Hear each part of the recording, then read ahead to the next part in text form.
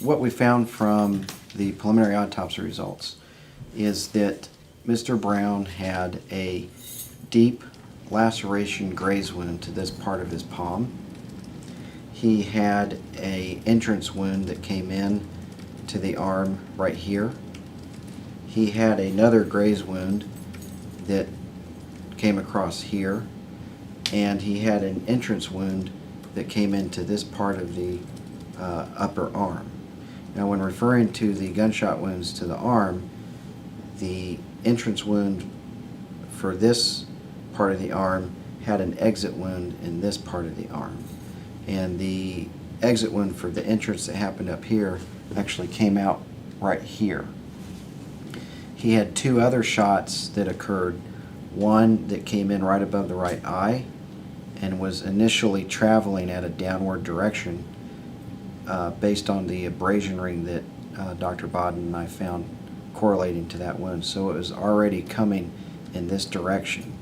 It came out around the eye, actually came out around the right eyebrow and went back in around the right eye, and then continued to tunnel down. It fractured the zygomatic arch, or what we call the cheekbone, and it exited right here.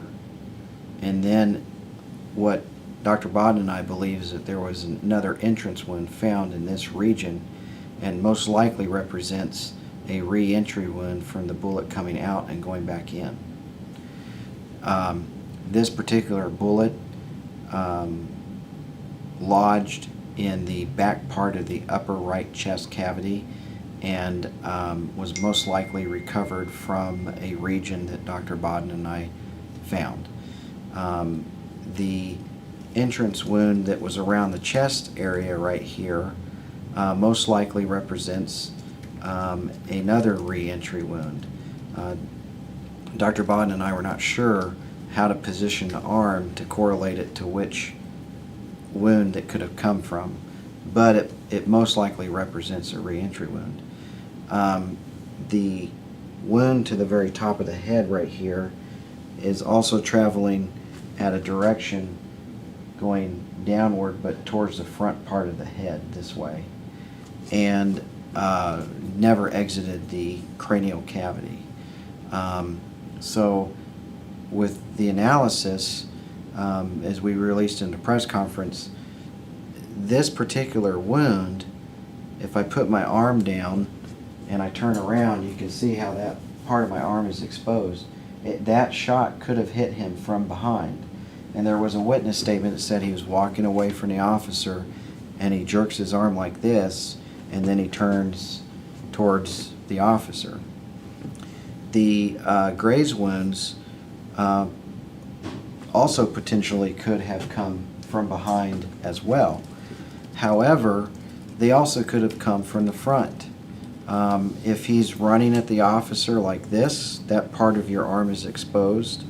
If he's walking, puts his arms up, that part of your arm is exposed. People have suggested that he surrendered. If he puts his arms up like this, that part of your arm is exposed. This particular part of the palm, Dr. Bodden pointed out that if he's got his hands like this and gets shot from the front, it would have produced that wound. Also,